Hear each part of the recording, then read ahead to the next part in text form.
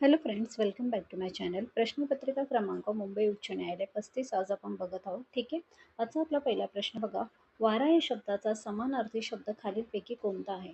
तर बघा, वारा या शब्दासाठी पवन ऑप्शन क्रमांक बी हा समानार्थी शब्द असणार आहे. तर अनल म्हणजेच काय? अनल म्हणजेच अग्नी किंवा विस्तव. सलील म्हणजे जल, पाणी किंवा नीर आणि अंबर म्हणजेच आकाश, गगन, नभ किंवा वस्त्र ही त्याचा समानार्थी शब्द होतो. ठीक आहे. तर बघा, वाऱ्यासाठी अजून कोणकोणते समानार्थी शब्द आहे? अनिल आहे, वात आहे, मारुत आहे. ठीक आहे. पुढचा प्रश्न बघा, दुसरा. पांढरा हत्ती पोसणे या वाक्यप्रचाराचा योग्य अर्थ निवडा. तर त्याचं काय उत्तर येणार आहे? उपयोगात नसलेल्या गोष्टींवर नाहक खर्च करणे. ठीक आहे. म्हणजे ज्या गोष्टीचा उपयोग कमी आणि खर्च जास्त असतो तेव्हा पांढरा हत्ती पोसणे असा वाक्यप्रचाराचा वापर केला जातो. ठीक आहे. तिसरा प्रश्न बघा. न्यायमूर्ती महादेव गोविंद रानडे हे मुंबई उच्च न्यायालयाचे न्यायाधीश म्हणून कार्यरत होते का? तर हे बरोबर की चूक आपल्याला विचारलं आहे. तर हे विधान बरोबर आहे. तर कसं बघा, 1893 मध्ये मुंबई उच्च न्यायालयाचे न्यायाधीश म्हणून त्यांनी काम केले होते. ठीक आहे. पदभार स्वीकारला होता. तर चौथा प्रश्न बघा आपला.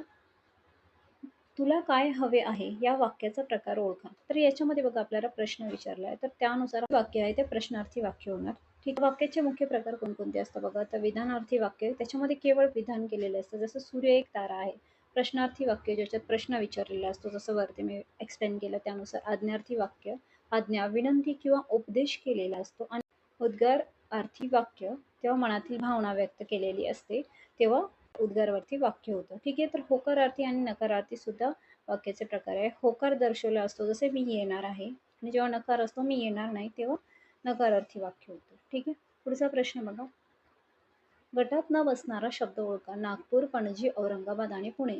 तर बघा, त्यानुसार आपलं जे उत्तर असणार आहे ते असणार आहे डी, म्हणजेच पुणे. तर का बरं? बघा, नागपूर, पणजी आणि औरंगाबाद हे जे आहे, इथे मुंबई उच्च न्यायालयाचे खंडपीठ आहे, परंतु पुणे येथे नाही आहे. 6वा प्रश्न बघा. उच्च न्यायालयाच्या न्यायाधीशांना त्यांच्या पदाची शपथ भारताचे राष्ट्रपती देतात. चूक आहे की बरोबर आहे आपल्याला विचारलेलं आहे. तर बघा, हे विधान जे आहे ते चूक आहे. तर कसं काय बघा?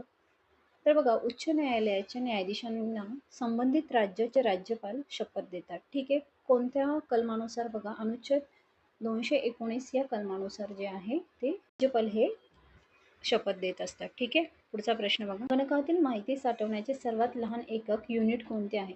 तर बघा, सगळ्यात लहान एकक जे आहे ते ऑप्शन क्रमांक बी, बीट असते. ठीक आहे. सर्वात लहान मेमरी युनिटला बीट म्हणतात. ठीक आहे. तर 8 बीटचा संग्रह 1 बाईट तयार होतो. किती बीटचा? 8 बीटचा संग्रहानुसार 1 बाईट तयार होतो. खाली तुम्हाला बघा एक्सप्लेन केलेलं आहे. ह्याच्यामध्ये 8 बीट्स आहे, त्याच्यामुळे 8 बीट्स आहे, तर 1 बाईट तयार झाल्या. आणि 1 किलो बाईटमध्ये किती बाईट्स असतात? 1 किलोबाईटमध्ये 1024 हे बाईट्स असतात. लक्षात ठेवा. ठीक आहे. पुढचा प्रश्न बघा. 8वा. Choose the correct form of the verb fill in the blanks.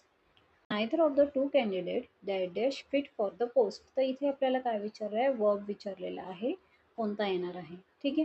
तर बघा, इथे नायदर दिलेला आहे. तर जेव्हा नायदर असतो, नायदर हे काय आहे? तर एकवचनी कर्ता आहे. तर एकवचनी कर्ता असल्यामुळे तिथे क्रियापद सुद्धा काय असणार आहे?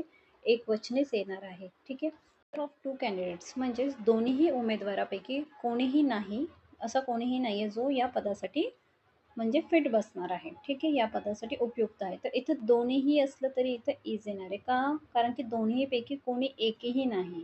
ठीक आहे. म्हणजे एका व्यक्तीविषयी इथं बोललं जातं, त्यामुळे इथे इज जे असणार आहे ते आपल्याला वर्ब येणार आहे. ठीक आहे. 9वा प्रश्न बघा. Choose the correct verb from everyone of the lawyers dash dash present today. तर इथे कोणता वर्ब येणार? तर बघा, सुरुवातीलाच दिलंय सेंटेन्सच्या एव्हरीवन ऑफ. तर बघा, phrase like everyone of, each of, always take a singular verb. म्हणजे सुरुवातीला जर एव्हरीवन ऑफ किंवा इच ऑफ असेल तर नेहमी लक्षात ठेवायचं इज तेथे वर्ब म्हणून वापर त्याचा केला जाईल. ठीक आहे. 10वा प्रश्न बघा. The sentence he have a car is a grammatically correct. तर ग्रॅमॅटिकली आपल्याला हा करेक्ट आहे का नाही विचारलेला आहे.